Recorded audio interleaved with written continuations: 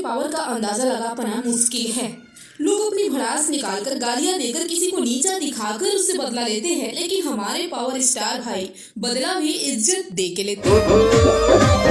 अब आप ही सोचिए कि जो मजा किसी को सम्मान देकर और अचानक से सब छीन लेने में है या फिर किसी को अपशब्द बोलकर नीचा दिखाने में है। तो क्या नहीं तू हमके जानत रहो कि ना जानत रहो लेकिन कोई बात नहीं, आपने अपना इतना अच्छा बड़प्पन आपने इस मंच पे दिखाया, तो मैं अपने भाइयों के बीच में आज मैं आपसे प्रॉमिस करता हूं कि बहुत जल्दी तुम्हारे साथ एक गाना मैं करूंगा। खूब आगे बढ़ी, बहुत आगे बढ़ी।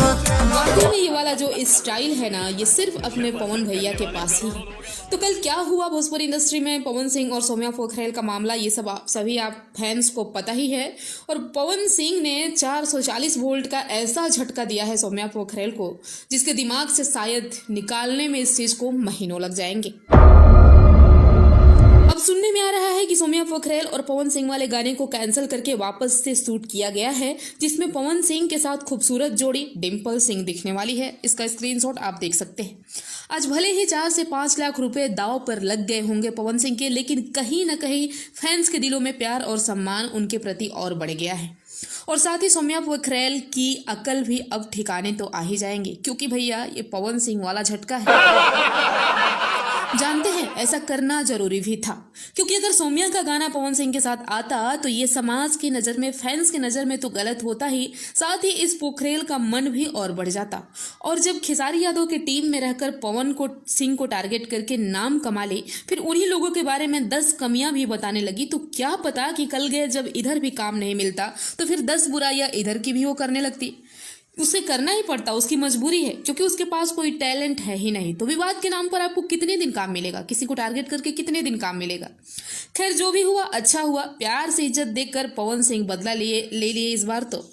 और ऐसा 440 वोल्ट का झटका दिए है पवन सिंह की वापस कभी इंडिया में आने का शायद ही वो नाम लेंगी, और भोजपुरी इंडस्ट्री में तो बिल्कुल नहीं।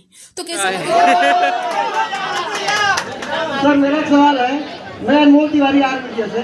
सवाल ये है, एक लड़की कुछ दिन पहले बोली थी कौन है पवन सिंह, उसके बाद आपके गाने पे रील्स बनाई, रील्स बनाने के बाद वो कह रही थी जबरदस्ती रील्स बनवा दिया लोग। आज उसी लड़की को इस मंच से आपने गाना करने का वादा कर दिया, क्या कहेंगे? एक बात बताओ,